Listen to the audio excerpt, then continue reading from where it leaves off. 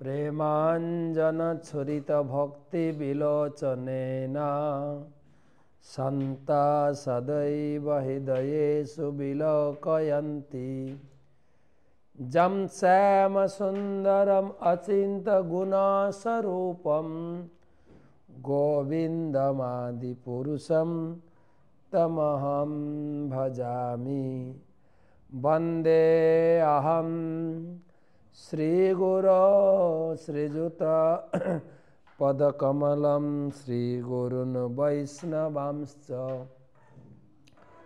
श्रीरूपं साग्रजातं सहगण रघुनाथान्वितं तं सजीवं साद्वैतं सावधूतं परिजनसहितं कृष्णचैतन्यदेवं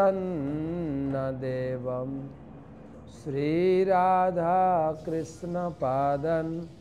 सहगण ललिता श्रीविशाखान्वितांश्च नमो ॐ विष्णुपादाय कृष्णप्रेष्ठाय भूतले श्रीमते भक्तिवेदान्त स्वामिनिति नामिने नमस्ते सारस्वते देवे गौरवाणी प्रचारिणे निर्विशेष शून्यवादी पाश्चात्य देशतारिणे जय श्री कृष्ण चैतन्य प्रभु नित्यानंद श्री अद्वैत गदाधर श्रीवासदि श्री गौर भक्तबिंद हरे कृष्ण कृष्ण कृष्ण हरे हरे हरे राम राम राम हरे हरे। ओं नमो भगवते वासुदेवाय ओं नमो भगवते वासुदेवाय ओं नमो भगवते वासुदेवाय। नारायणं नमस्कृत्य नरं चैव नरोत्तमं देवीं सरस्वतीं व्यास ततो जयमुदीरयेत्। कृष्णाय वासुदेवाय देवकी नंदनाय च नंदगोपकुमाराय गोविंदाय नमो नमः। तमादिदेवं करुणानिधानं तमालवर्णं सुहितावतारम् अपार संसार समुद्र सेतुं भजामहे भागवत स्वरूपम। ग्रंथराज श्रीमद्भागवतम पंचम स्कंदे षष्ठ अध्याय नवम श्लोक থেকে आलोचना भगवान ऋषभदेवेर अंतर्धान सम्पर्के आज के 1040तम भागवत रसमाधुरी सेमिनारे उपस्थित समस्त भक्तमंडली ममतामयी मंत्रिमंडली छोट छोट भाई बोनेरा तुम्हारे सकल के जानाई आंतरिक प्रीति शुभेच्छा अभिनंदन এই কুম্ভ মেলার প্রাঙ্গণ থেকে। তো প্রথমে গুরুদেবের চরণে প্রণিপাত করে তার অহেতুকী কৃপা আশীর্বাদ প্রার্থনা করি। নম ওং বিষ্ণুপাদায় कृष्णप्रेष्ठाय भूतले श्रीमते जयपताका स्वामिनिति नामिने नम आचार्यपादाय निताय कृपा प्रदायिने गौरकथा धामदाय नगर ग्राम तारिणे। भागवत महत्व वैष्णवानां तु शास्त्राणि जे अर्चयन्ति गृहे नरा सर्व पाप विनिर्मुक्ता भवन्ति सुरवंदिता। जे व्यक्ति गृहे भागवतम रेखे ভাগবতের সেবা করেন, তিনি সুরবন্দিত হন, দেবতারাও তাকে বন্দনা করেন। আপনারা সকলে সুরবন্দিত। আসুন আমরা শুরু করি। যাদের হাতে বই আছে বই নিয়ে হাতে বসবেন। তো বই হাতে নিয়ে বসবেন। নবম শ্লোক থেকে আলোচনা, পঞ্চম স্কন্ধ ষষ্ঠ অধ্যায়ের নবম শ্লোক। যস্য কিলানুচরিত মুপাকরণ কঙ্ক বেঙ্ক কুটকানাম।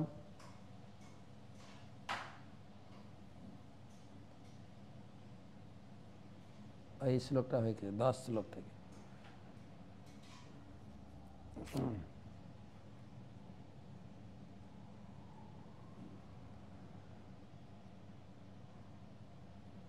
তো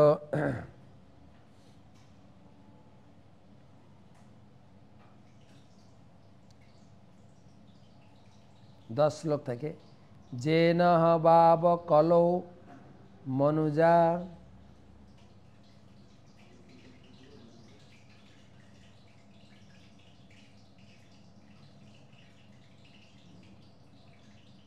না, নয় সরি 9 শ্লোক থেকে।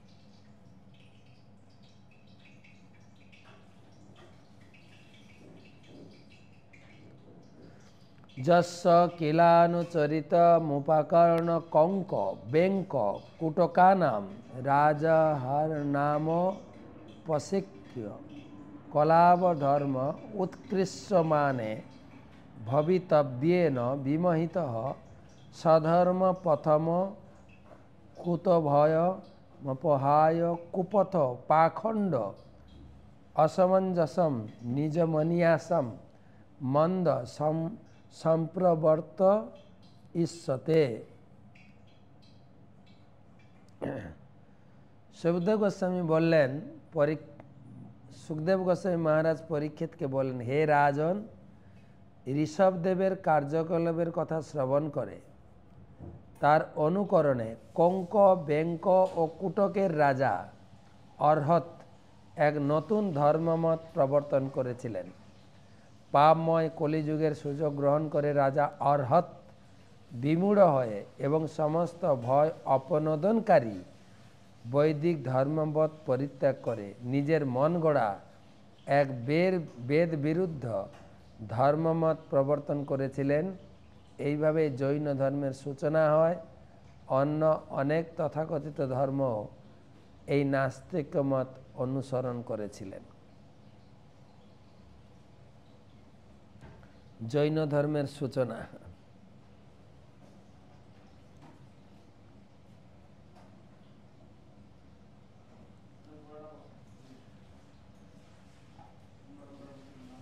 কঙ্ক বেঙ্ক কুটকচলের রাজা অর্হত তিনি এই ঋষভদেবের অনুকরণ করে একটা নতুন ধর্ম চালু করলেন, জৈন ধর্ম। উল্লঙ্ঘ সমস্ত ভয় অপনোদনকারী বৈদিক ধর্ম পরিত্যাগ করে। এটা যে বেদ বিরুদ্ধ ধর্ম। তাৎপর্য, শ্রীকৃষ্ণ যখন এই পৃথিবীতে প্রকট ছিলেন তখন পৌণ্ড্রক নামক এক ব্যক্তি নারায়ণের চতুর্ভুজ রূপের অনুকরণ করে নিজেকে পরমেশ্বর ভগবান বলে ঘোষণা করেছিলেন। সে শ্রীকৃষ্ণের প্রতিদ্বন্দ্বিতা করতে চেয়েছিল। তেমনি ভগবান ঋষভদেবের সময়ও কঙ্ক বেঙ্ক প্রদেশের রাজা পরমহংসের মতো আচরণ করে ভগবান ঋষভদেবের অনুকরণ করেছিল। এইভাবে এক একটা ধর্ম মত ও পথের সৃষ্টি হয়েছে।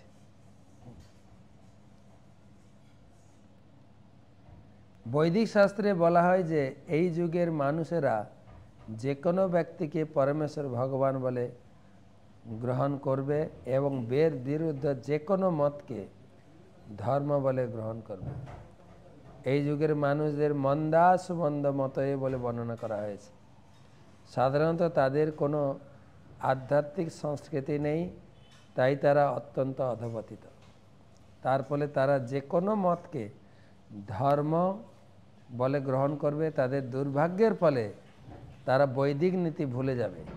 এই যুগের অবৈদিক মত অনুসারে তারা নিজেদের ভগবান বলে মনে করবে, সারা পৃথিবী জুড়ে নাস্তিক্যবাদ প্রচার করবে। এটা কলিযুগে চলবে। তবে প্রভুপাদ দাপর যুগে ভগবানের শ্রীকৃষ্ণের উপস্থিতির সময়েরও কথা তুলে ধরেছে, যে ওই সময়ও এক ব্যক্তি পণ্ড্রক, তার কাহিনী ভাগবতমে পাওয়া যায়, যে কৃষ্ণকে এত লোক মানছে, হ্যাঁ, তো আমিও ভগবান। কৃষ্ণের সঙ্গে প্রতিদ্বন্দ্বিতা করে তিনি এটা চালু করেছিলেন। তো সেটাই প্রভুপাদ তুলে ধরেছেন, যে কলিযুগে প্রকৃত ধর্ম থেকে আনুষঙ্গিক অপধর্মের বেশি প্রচলন হবে। আর দেখা যায়ও তাই, যেগুলো অপধর্ম আছে তাদের বড় বড় আশ্রম প্রচার এরকম দেখা যায় প্রচুর পরিমাণ। তো এটাই বৈদিক ধর্মের সূচনা দেখা যায়। কি বলে, কলিযুগে অপধর্মের বেশি প্রভাব লক্ষ্য করা যায়। দেবদেবীর পূজা এগুলো তো আছেই, কিন্তু এটার থেকে বেশি কদর এখন দাঁড়িয়েছে, বেশি কদর দেখা গেছে অন্যান্য অপধর্ম। আমি নাম বলছি না, সব জায়গায় তাদের প্রকোপ বেশি। এবং এই সমস্ত অপধর্মগুলিতে বেশি লোক বহু মানন করেন। কিছু সহজিয়া, কিছু অপধর্ম, অনেক। চৈতন্য মহাপ্রভু এসে এর কিছুটা সমাধান দিয়েছিলেন। কলিযুগে একমাত্র হরিনাম, হরের নাম হরের নাম হরের নামৈব কেবলম কলৌ নাস্তেব্য নাস্তেব্য নাস্তেব্য গতিরন্নৎ। কলিযুগে একমাত্র ধর্ম হচ্ছে হরিনাম, হরিনাম এবং হরিনাম, অন্য কোনো ধর্ম নেই।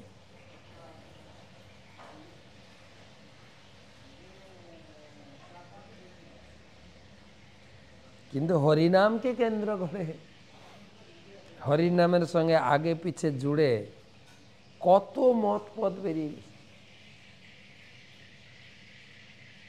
সেজন্য ভক্তিবিনোদ ঠাকুর একদম স্ট্রেট খাট লিখলেন যে আমরা বাজারে অনেক প্রকারের হরিনাম আছে, কোন হরিনাম আমরা গ্রহণ করব? কোন হরিনাম? যেরকম বাজারে বিভিন্ন কোম্পানি থাকে না, একটা আছে কোম্পানি, ব্র্যান্ডেড কোম্পানি, আর এটা হচ্ছে লোকাল কোম্পানি। সস্তার তিন অবস্থা বলে না, সস্তার তিন অবস্থা। একবার এই গরমকাল আসছে, এখন তো শীত চলছে, এখানে তো প্রচুর শীত কুম্ভ মেলাতে। তো ট্রেনে পাখা বিক্রি হয়েছে, হাত পাখা, হাত পাখা 2 টাকা 5 টাকা 10 টাকা, একবার কিনলে সারা জীবন চলবে। 2 টাকা 5 টাকা 10 টাকা। তো একটা লোক চিন্তা করলো, যদি 2 টাকার পাখা কিনে সারা জীবন চলে, আমি 10 টাকা খরচা করব কেন? পাখাওয়ালাকে ডেকেছে, এই পাখাওয়ালা আমাকে একটা 2 টাকার পাখা দাও, সারা জীবন চলবে। হ্যাঁ, কেন চলবে না? তো পাখাটা নিয়ে 2-3 বার এরকম হাওয়া করেছেন, পাখাটা খুলে খুলে খসে পড়েছে। লোকটা অবাক হয়ে গেল, বলল সারা জীবন চলবে, এই এক্ষুনি 2 বার হাওয়া করতে পাখা খুলে পড়ে গেল। পাখাওয়ালা একটু দূরে ছিল, এটাকে যাই পাখাওয়ালা এদিকে আসো, এদিকে আসো, এদিকে আসো। তখন বললে এই তুমি কীরকম লোক চিটিংবাজ, হ্যাঁ? বলে আমি কি চিটিং করলাম? না তুমি বললে এই পাখাটা একবার কিনলে সারা জীবন চলবে, আমি তো 2-4 বার এরকম হাওয়া করতে পাখাটা খুলে গেল। হ্যাঁ, প্রতারণার জায়গা পাও না?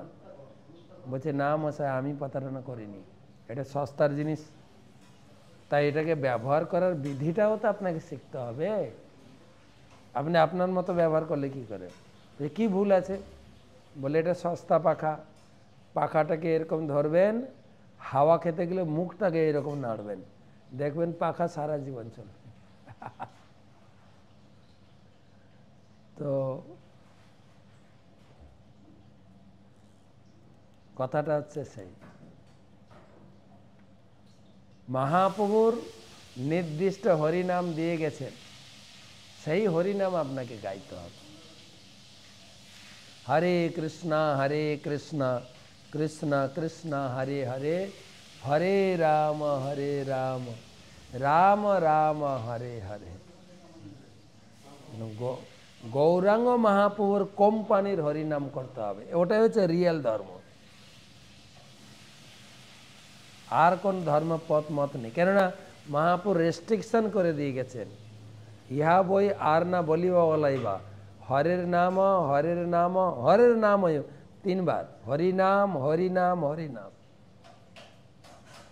কে বলো কলৌ নাস্তেব্য নাস্তেব্য নাস্তেব্য। আর কলিযুগে আর কোনো ধর্ম মত পথ নেই। কলিযুগে মানে এটাই বোঝানো হচ্ছে কেবল বাংলা না, বাংলা, বিহার, উড়িষ্যা, ভারত, বাংলাদেশ, সারা বিশ্বের এই ব্রহ্মাণ্ডের কলিযুগের একটাই ধর্ম, হরিনাম হরিনাম হরিনাম। তারপরে লাইনে বলা আছে কলৌ কলিযুগে নাস্তেব্য নাস্তেব্য নাস্তেব্য, এছাড়া কোনো গতি নাই গতি নাই গতি নাই, বাস সব কথা।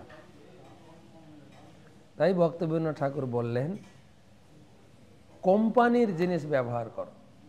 যেরকম আমরা কোম্পানির জিনিস ব্যবহার, রান্না করার জন্য লক্ষ্মী মার্কা কড়াই, ঘরে ছাদ দেওয়ার জন্য ঢেউ মার্কা টিন আছে না, সুপ্রিম মার্কা চেয়ার, এক একটা কোম্পানির মার্কা। তাই কোন কোম্পানির হরিনাম করবেন? ভক্তবীরেন্দ্র ঠাকুর বললেন গৌর মার্কা, গৌর মার্কা করা সেই হরিনাম রসে ভরা। গৌর মার্কা করা সেই হরিনাম রসে ভরা। গৌর স্ট্যাম্প যেখানে, গৌর মার্কা হরিনাম করবেন, তাহলে প্রকৃত ধর্ম। তাই প্রভুপাদ এখানে বলছেন যে অনেক মত পথ তৈরি হিজিবিজি হয়ে গেছে কলিযুগে। আর কলিযুগের মানুষের মেধা শক্তি বুদ্ধি খুব কম, যেটাই দেখে ওটাকেই ধর্ম বলে মনে করে। যেরকম জৈন ধর্মের সৃষ্টি হয়েছে, আসল ধর্ম পথ মত ভুলে গিয়ে লোকে বেপথে পরিচালিত হয়ে অন্ধাতময় অন্ধপগীয় মানন। ভাগবতমের 7ম স্কন্ধে অন্ধরা অন্ধদেরকেই রাস্তা দেখাচ্ছে, নিজেরা প্রকৃত ধর্মের আলোক পায়নি।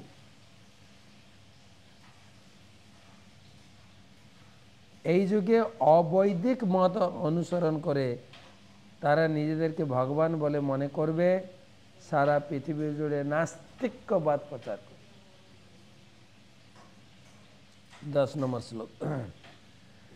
যেন হবাব কলৌ মনুজা পশদা দেব মায়া মহিতা সবিধি নিয়োগ শৌচ চরিত্র বিহীনা দেব হেলনান্ন পব্রতানি নিজ নিজেচ্ছয়া গৃহান্মা গৃহান্নানা অম্লানানা চমনা শৌচ কেশলুঞ্চ নাদিনী কলিনা ধর্ম বহু হেলন পহেত ধিয় ব্রহ্ম ব্রাহ্মণ যজ্ঞ পুরুষ লোক বিদুষকা প্রায়েণ ভবিষ্যন্তি।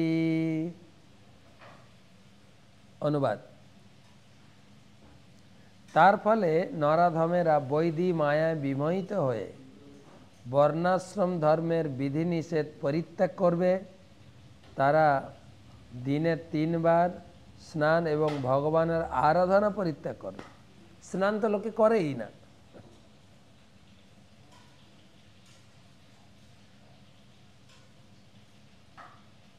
স্নান করে না লোকে এখন। তারপরে তো এখন শীতকাল চলছে। কয়েকদিন আগে একটা ইউটিউব দেখছিলাম, একটা লোক সক্স পরেছেন, মোজা পরেছেন, প্যান্ট শার্ট কোট টুপি, তারপরে ওকে তো স্নান করতে হবে। তখন পুকুরের কাছে গেছে, পুকুরটা এত ঠান্ডা, ও হাত দিয়েছে যেন শক লাগার মতো লেগে গেছে। তারপরে মগে জল তুলেছে, জল ছুঁটছে, মানে গায়ে পড়ছে না, একটু এদিকে ওদিক দিয়ে হাত বুলাচ্ছে যেন আমি স্নান করছি, দিয়ে করে চলে গেল। আর একটা ইউটিউব দেখছিলাম যে একটা লোক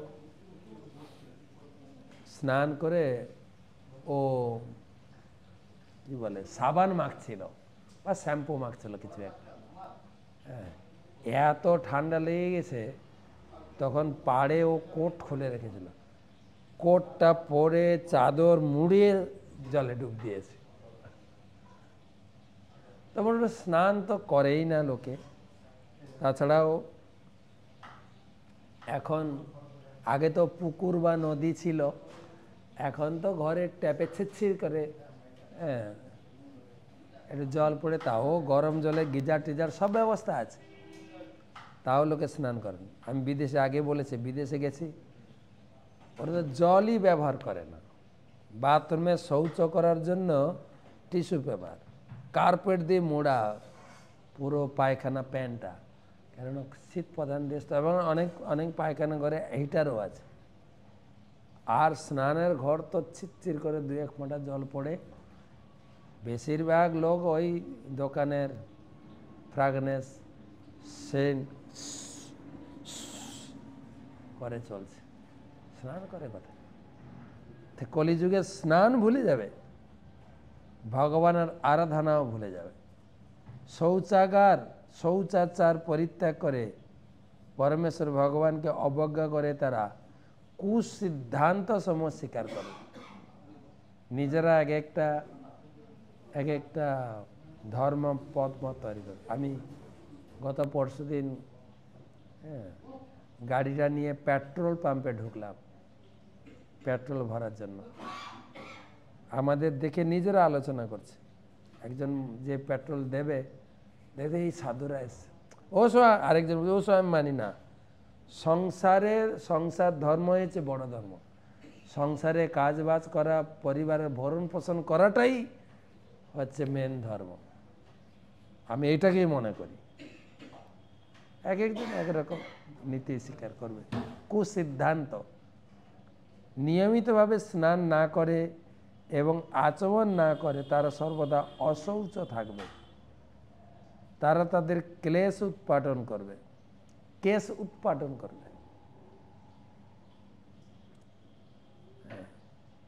সবসময় অসুচি থাকবে। এমনকি বর্তমানে আরেকটা কালচার হয়েছে, এই কুকুর নিয়ে ঘোরা। আগেকার দিনে বা আমাদের ছোটবেলায় দেখেছি, কুকুরে যদি একটু কুকুরের পায়খানা পায়ে লেগে যায়, মা বলতে এই স্নান কর, স্নান করে ঘরে ঢুকবে সব বস্ত্রে। আর এখন তো কুকুরের সঙ্গে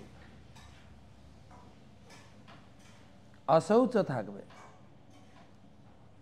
মন গড়া ধর্ম অনুষ্ঠান করবে, করছে লোকে মন গড়া ধর্ম, এই যজ্ঞ, এই পূজা, এই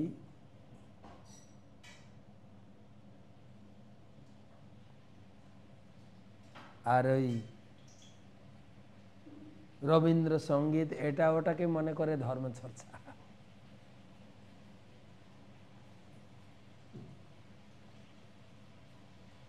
এই কলিযুগে মানুষেরা অধর্মের প্রতি অধিক অনুরক্ত, তার ফলে সেই সমস্ত মানুষেরা স্বাভাবিকভাবেই বেদ বেদানুগ ব্রাহ্মণ ভগবান ও ভক্তদের উপহাস করে, বেদের উপহাস করছে, ভগবান টগবান নেই, এই ভক্তরা সব ভণ্ড, এই করছে, উপহাস করছে।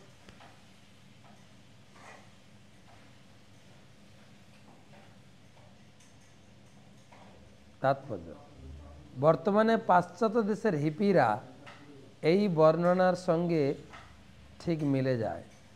তারা দায়িত্বহীন এবং অসংযত। পাশ্চাত্য দেশের কথা আমি বললাম, হিপিরা স্নানই করত, তারা স্নান করে না, তত্ত্বজ্ঞানের অবজ্ঞা করে, তারা তাদের মন গড়া জীবনশৈলী ও ধর্ম মত তৈরি করে। আধুনিক যুগের এই সমস্ত হিপিরা পরমহংস রূপে লীলা বিলাসকারী ভগবান ঋষভদেবের অনুকরণকারী রাজা অর্হতের বংশধর। বিদেশে পোশাক আশাকও নেই বললেই চলে।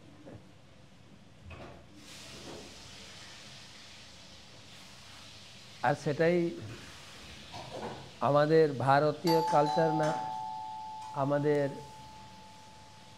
বর্তমান বাঙালি কালচারও সেটাকেই অনুসরণ করছে।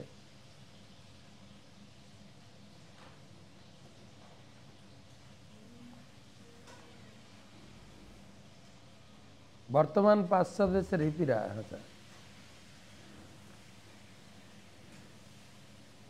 রাজা অর্হত বিচার করে দেখেননি যে ভগবান ঋষভদেব যদিও উন্মাদের মতো আচরণ করেছিলেন, কিন্তু তার বিষ্ঠা ও মূত্র এতই সুগন্ধ ছিল যে তা বহু যোজন বিস্তৃত স্থানকে সুরভিত করেছিল।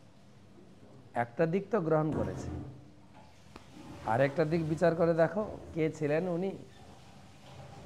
তুমি এখানেই পরীক্ষা পেয়ে যাবে ঋষভদেবের পায়খানা প্রস্রাবের সুগন্ধ আর তোমার পায়খানা প্রস্রাব গন্ধ না সুগন্ধ।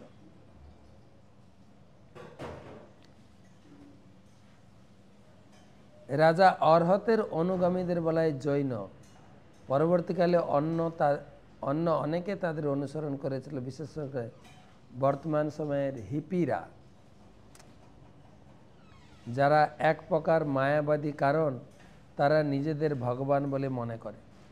এই প্রকার মানুষেরা বেদের প্রকৃত অনুগামী আদর্শ ব্রাহ্মণদের শ্রদ্ধা করে না, এমনকি তাদের পরব্রহ্ম পরমেশ্বর ভগবানের প্রতিও কোনো শ্রদ্ধা নেই।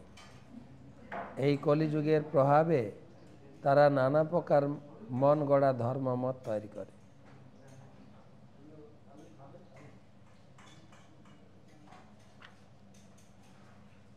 এগারো, তেচ হরভক্তনয়া নিজ লোক যাত্রয়ান্ধ পরম্পরা পরয়া সশস্তমসন্ধে স্বয়মেব প্রপতিসন্তি। এই সমস্ত নরধমেরা বেদ বিরোধী ধর্মমত প্রবর্তন করে, তাদের মন গড়া মতবাদের অনুসরণ করে, তারা আপনা থেকে ঘোর তমিশ্র প্রবিষ্ট হয়। এগুলো ভগবদ্গীতা 16 অধ্যায়ে আলোচনা হয়েছে, শ্লোক 12। এই সমস্ত অপধর্ম বিধর্ম এগুলো অনুশীলন করে কি লাভ না, তারা তমিশ্র অন্ধ তমিশ্র ক্ষিপামি অজস্র অশুভম লোকে। ভগবদ্গীতা ভগবান বলে তাদেরকে নরকে, বা আমাদের কবিতায় একটা গানে বলা হয়, কিবা জ্যোতি সতী কিবা নিচ জাতি যে হরি নাহি ভজে। বড় বড় জ্যোতি সন্ন্যাসী লোক, তারা কিভাবে লোককে ভুল পথে গাইড করছে, মানুষ ভগবান, মানুষের সেবা করো, সেই সমস্ত যে কি বলে নরনারায়ণ সেবা, জীব সেবা, শিব সেবা, কত কথা দিয়ে মানুষের মন জয় করে প্রকৃত ধর্ম থেকে তার দূর সরিয়েছে। সেই বড় বড় জ্যোতি সন্ন্যাসী যাদেরকে বহু মানন করে লোক, কিবা জ্যোতি কিবা সতী, সতী নারী, যে হরি নাহি ভজে ভবে জনমিয়া জনমিয়া রৌরবে পড়ি মজে। তারা বড় বড় গলাবাজি করলেও তাদের গতি কিন্তু নরক, নরক গতি, নরকে তাদের যেতেই হবে। কোন নরক? তাদের জন্য আলাদা প্রকোষ্ঠ রাখা হয়েছে। কোন নরক? তাদের তাদের নরকের প্রকোষ্ঠের নাম হচ্ছে রৌরব। ওইটা একটু বড়, কেননা গুরুদেব অনেক শিষ্য নিয়ে যাবেন, তো হাজার হাজার লক্ষ লক্ষ ফলোয়ার তাদের, সবাইকে যেতে হবে না, এখানে একদম লেখা হয়ে গেছে তারা কোন নরকের কোন প্রকোষ্ঠে যাবে। রৌরবে পড়ি মাঝে, কিবা জ্যোতি সতী কিবা নিচ জাতি, যে হরি নাহি ভজে ভবে জনমিয়া জনমিয়া রৌরবে পড়ি মাঝে। রৌরব নরকে যাবে। আরেকটা শ্লোক পড়ি।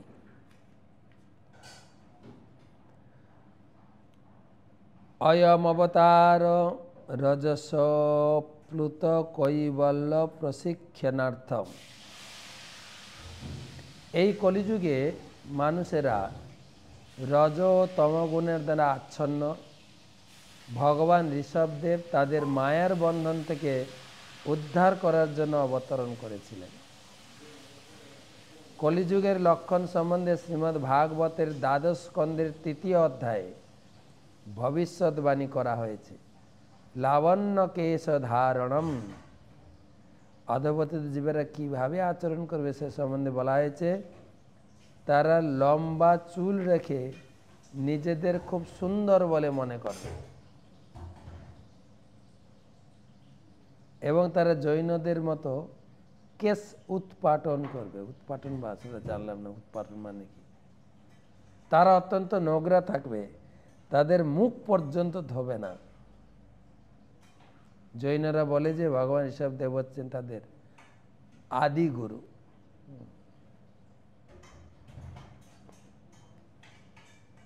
মুখ ধোবে না, এখন সব টিস্যু পেপার হয়ে গেছে। আর বিজনেস বাড়ছে আমাদের ডেন্টিস্ট ডাক্তারদের, মুখ ধোয় না।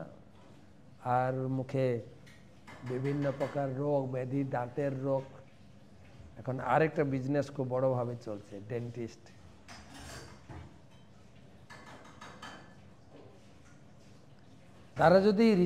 তারা বলে যে তাদের আদি গুরু হচ্ছেন ঋষভদেব। তারা যদি ঋষভদেবের ঐকান্তিক অনুগামী হয়, তাহলে তারা নির্দেশ পালন করা তাদের অবশ্যই কর্তব্য। এই স্কন্ধের ৫ম অধ্যায়ে ঋষভদেব তার ১০০ পুত্রদের মায়ের বন্ধন থেকে মুক্ত হওয়ার উপদেশ দিয়েছেন, হরিভজনের কথা বলেছেন। এবং শুধু তাই না, তিনি বলেছেন যে ব্যক্তি তার নিকটস্থ জনকে যদি সে ঠিকমতো ভগবত ভক্তির পথে পরিচালিত না করে, সে গুরু নয়। গুরু ন সস্যাৎ, ৫ম অধ্যায়ে ১৮ নম্বর শ্লোকে, গুরু ন সস্যাৎ, সে গুরু নয়। স্বজন ন সস্যাৎ, সে স্বজন নয়। পিতা ন সস্যাৎ, জননী ন সস্যাৎ, দৈবং ন তৎস্যাৎ, ন পতিশ্চ সস্যাৎ, ন মোচয়েৎ সমুপেত মৃত্যুম। যে নিকটবর্তী মৃত্যু থেকে উদ্ধার করতে পারে না, সে গুরুদেব, স্বজন, পিতা মাতা নয়।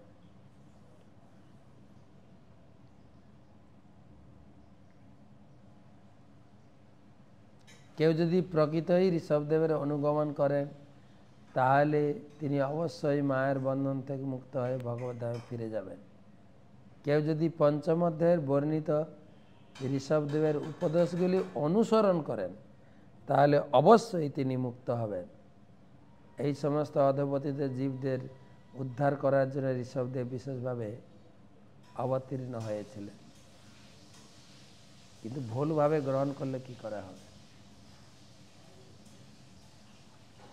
তো মোটামুটি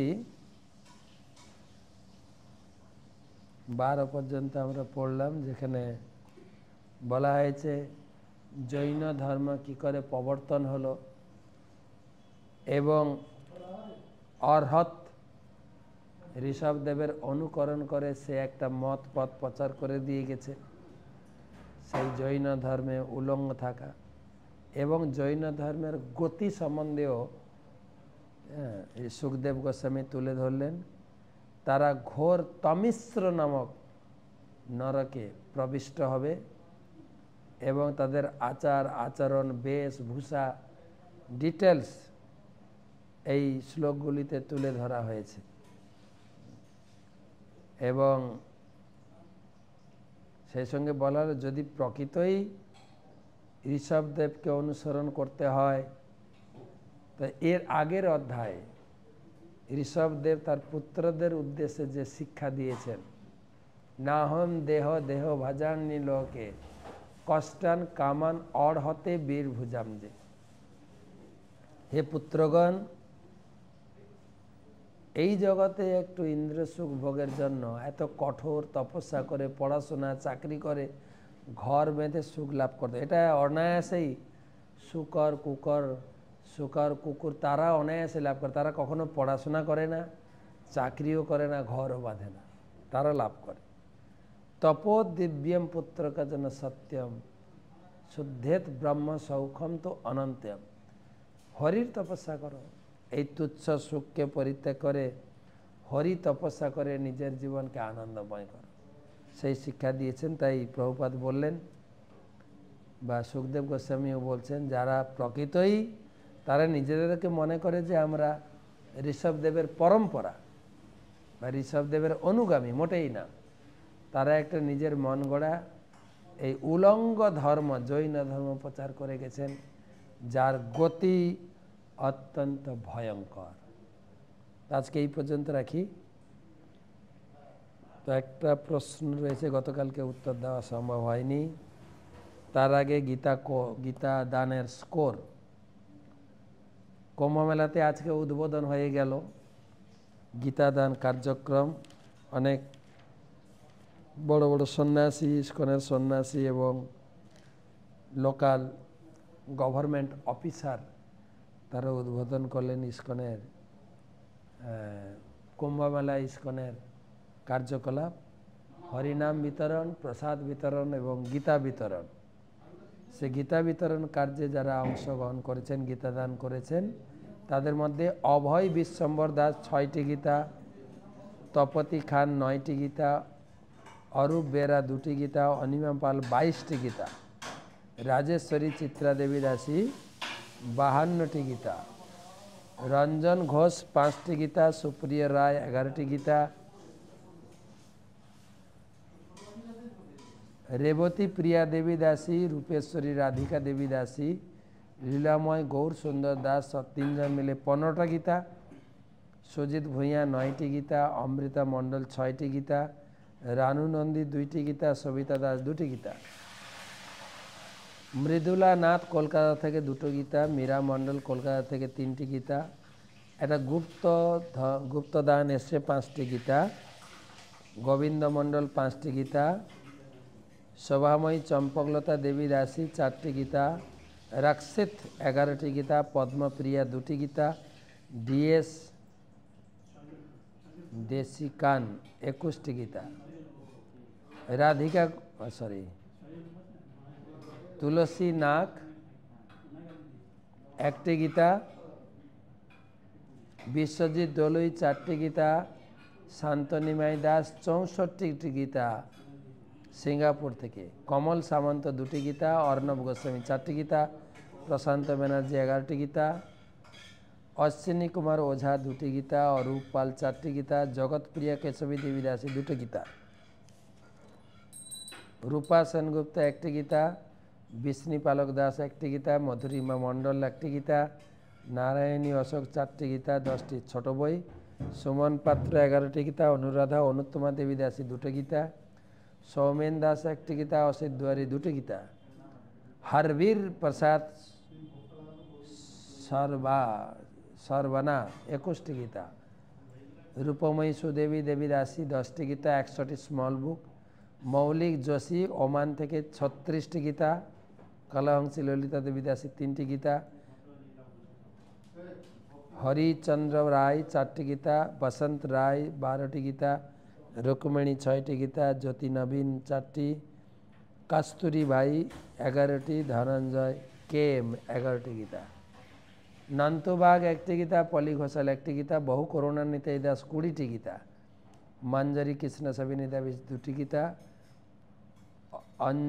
অনুজানাথ 4টি গীতা, সদানন্দিনী কেশবী দেবী দাসী 2টি গীতা, অপূর্ব আনন্দ 4টি গীতা। তো যারা যারা গীতা দান করেছেন আপনাদের এই গীতাগুলি কুম্ভমেলায় এখন থেকে দান কার্য শুরু হলো। আগামী 10 ফেব্রুয়ারি পর্যন্ত আমাদের মেলা থাকবে, গীতা দান চলবে।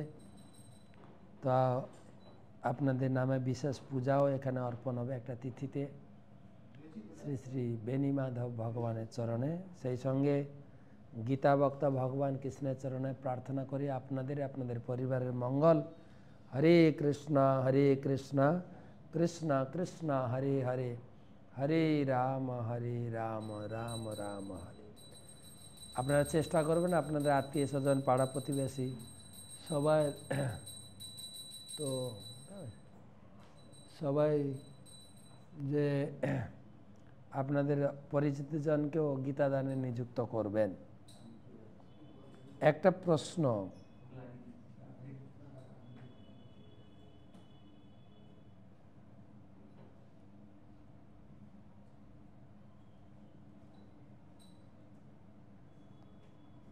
নরোত্তম দাস মেদিনীপুর থেকে,